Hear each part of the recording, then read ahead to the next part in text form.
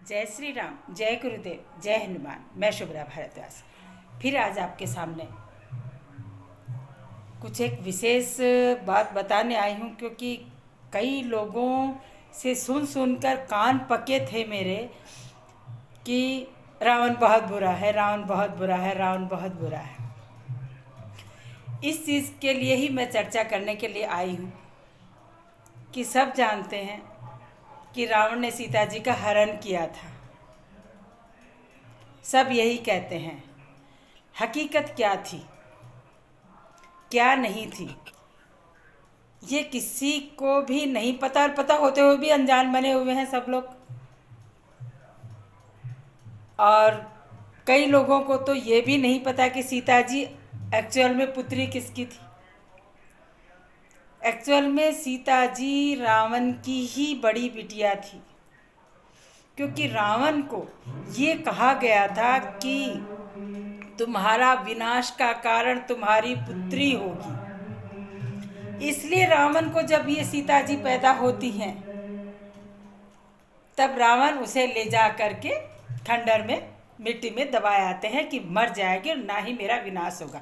क्योंकि घमंडी तो थे ही, क्योंकि प्रख्यात पंडित भी थे, बहुत ज्ञानवान थे। उनके जितना ज्ञानी आज तक कोई हुआ नहीं। शिव भक्त थे और उनके पास अनंत माया थी।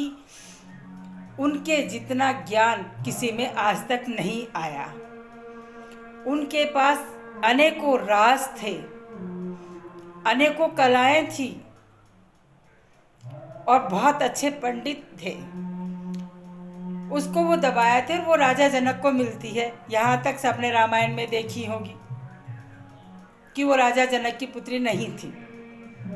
अब होता क्या कि मैं बहुत शॉर्ट में बताऊंगी, क्योंकि बहुत लेंथी वीडियो हो जाता है, लोग सुनना भी पसंद नहीं करते हैं, क्योंकि जो ज्ञान की बातें होती है वो लोग कभी नहीं सुन पाते हैं। इसलिए सब्सक्राइब जरूर कीजिएगा, लाइक कीजिएगा और शेयर जरूर कीजिएगा लोगों को, ताकि इन चीज़ों को पता लग सके। अब होता क्या है कि जब सीता जी बाग में जाती हैं फूल लेने के लिए, वहाँ से रामचंद्र जी भी, पहले बाद में ये टॉपिक बताऊंगी, मैं पहले ये बताऊंगी जब रावण को ये पता चला कि तेरी पुत्री सीता जो राजा जनक की पुत्री बन चुकी है, क्योंकि वो मरी नहीं थी और वो जिंदा है, और उसकी शादी रामचंद्र जी से होने वाली है। जब रावण को बड़ा अच्छा लगा और बहुत मुस्कुराए और बहुत खुश हुए कि राजा दशरथ के पुत्र, सबसे बड़े पुत्र श्री रामचंद्र जी के साथ मेरी बेटी का विवाह होने जा रहा है। एक बाप के लिए इससे ज़्यादा बड़ी खुशी और क्या हो सकती है। वो भी पिता था, लेकिन उसका ये कारण था कि वो घमंडी था कि मैं मरूंगा नहीं, किसी से कोई मेरा विनाश नहीं कर सकता। इस घमंड के कारण उसने बिटिया को वहाँ दबाया था। पर बिटिया तो बिटिया ही थी ना।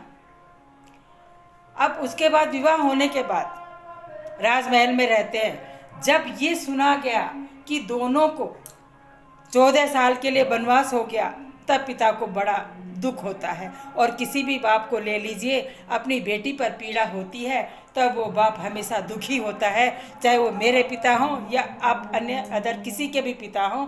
हर पिता को तकलीफ होती है जब उसकी बिटिया किसी भी कष्ट या दुख में होती है। और मेरी बिटिया तो बड़ी राजमहलों में पली बड़ी हुई है, और मेरी बिटिया कैसे वन वन घूमेगी। अरे रामचंद्र जी का क्या, रामचंद्र जी को तो वो खुद बहुत भली प्रकार से जानते थे कि दोनों भाई रह लेंगे। लक्ष्मण जी हैं उनके साथ, लक्ष्मण जी जैसा भाई आज तक पैदा नहीं हुआ, कि दोनों भाई तो कैसे तैसे रह लेंगे, लेकिन मेरी बिटिया कैसे रह पाएगी। तो मैं ऐसा क्या करूं कि मैं सीता को वहाँ से उठा लाऊं। बदनामी तो मेरी है, लोग मुझे बदनाम तो करेंगे, लेकिन बदनाम वही होता है जिसका नाम होता है। ये हमेशा याद रखिएगा, जिसका कोई नाम नहीं वो बदनाम नहीं। तो वो छलिया तो थे ही, वैसे ही अपने रूप धारण तो कर सकते थे ही। उन्होंने अपना रूप धारण करके, और जब उन्होंने ये देखा कि सीता जी की डिमांड आई है कि मुझे ये स्वर्ण हिरण चाहिए, उसको अपनी आवाज़ चेंज करके दोनों भाइयों को घर से निकालना और सीता जी को बड़े प्रेम पूर्वक पुष्पक यान में बैठा करके अपने घर लाना चाहते, तो वो अपनी बार बार उन्होंने वहाँ जब अशोक के नीचे सीता जी बैठती हैं, जब यही होता है, मैं बीच बीच के वाक्य आपको बताऊंगी। जब यही होता है कि बार बार एक पिता की वाणी बोल रही थी कि तुम सीता मान जाओ और तुम अंदर चलो, तुम राम को अभी भूल जाओ, क्योंकि वो सीता बड़े वियोग में थी अपने पति को छोड़कर। इसलिए एक बाप उस चीज़ को भुलाना चाह रहा था कि ये 14 साल का पीरियड है मेरी बेटी, ये निकल जाएगा, लेकिन वो ये शब्द किसी को कह नहीं सका कि ये मेरी बेटी है। मैं इसलिए इसको बार बार ये आग्रह कर रहा हूँ कि तुम राजमहल चलो, तुम महल में चलो। लेकिन इस बात का मंदोदरी को भी नहीं पता था। मंदोदरी को भी सिर्फ इतना पता था कि ये अपनी औरत बनाना चाहता है, जबकि रावण के मन में ऐसा कोई कपट और कोई पाप नहीं था कि वो उसकी अपनी औरत बनाना चाहेगा। कोई बाप अपनी बेटी को औरत बना सकता है क्या? ऐसे ही रावण भी नहीं बनाना चाह रहा था, और ना ही उसके मन में ऐसी थी। बेटी के प्रति ऐसी गलत धारणाएं कैसे आ सकती हैं? तो रावण को हमेशा गलत बताया गया है। और जो ही 14 साल पूरे होते हैं, वो तो पता ही था कि युद्ध तो होना ही था। युद्ध भी क्यों हुआ उसके पीछे का कारण मैं कल बताऊंगी, क्योंकि युद्ध हुआ था कैकई के कारण। जो लोग आज कहते हैं ना कि दुनिया में हम हमारी बेटी का नाम कैकई नहीं निकालेंगे, अरे किसी की हिम्मत है कैकई निकालने की? कैकई कौन थी, कैसी थी? कैकई के बारे में दुनिया अभी तक पूरा जानती नहीं है, इसलिए कैकई को पूरा बताते हैं जैसे रावण को बताते हैं। और युद्ध तो होना ही था। एंड में आपको पता है, आप लोगों ने सबने रामानंद जी की रामायण देखी है, उसमें यही तो हुआ। रामचंद्र जी ने यही तो कहा लक्ष्मण जी को कि जाइए और अंतिम में उनका आशीर्वाद लेके आइए, क्योंकि वो महान पंडित हैं और मेरे पूजनीय हैं। क्योंकि लक्ष्मण जी तो खुद अपने आप में घमंड था लक्ष्मण जी को, तो लक्ष्मण जी ने कहा, भ्राताश्री आप क्या कह रहे हैं, मैं कैसे जा सकता हूँ? मैं नहीं जाऊँगा जिसने मेरी भाभी को किडनैप किया हो। जब कहा कि नहीं, क्योंकि वो तो रामचंद्र जी थे, उनको तो सारी लीलाओं का पता था।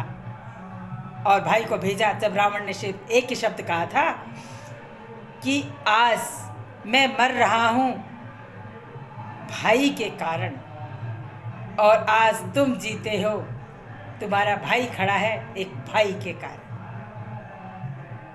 क्योंकि विभीषण ने ही तो सब कुछ बताया था कि ये मरेंगे कैसे। अगर विभीषण श्री रामचंद्र जी को नहीं बताता या लक्ष्मण जी को नहीं बताता कि रावण की मृत्यु किस प्रकार से होगी, तो शायद रावण मरता नहीं, और इस बात का खुलासा हो जाता कि मैं सीता को क्यों लेके गया, और सीता जी शायद रामचंद्र जी के साथ जीवन बिताती। लेकिन ये सब रचना थी ऊपर वाले की, और वो नहीं बता पाए थे। इसलिए रावण के प्रति अपनी धारणाएं निकाल दीजिए, और रावण को भी वैसे ही नमस्कार कीजिए जैसे रामचंद्र जी को करते हो। ऐसी बात नहीं है, रावण बेकार आदमी नहीं थे, बहुत अच्छे पंडित थे, और सम्मान करो उनका। क्योंकि जाते जाते उन्होंने भी क्या कहा था, जय श्री राम। अगर रामचंद्र जी से दुश्मनी होती तो वो जय श्री राम बोलकर अपनी मृत्यु नहीं लेते। उन्होंने जाते जाते यही बोला था, जय श्री राम। इसी के साथ मैं चलती हूँ, गलती क्षमा कीजिएगा। जय श्री राम, जय गुरुदेव, जय हनुमान।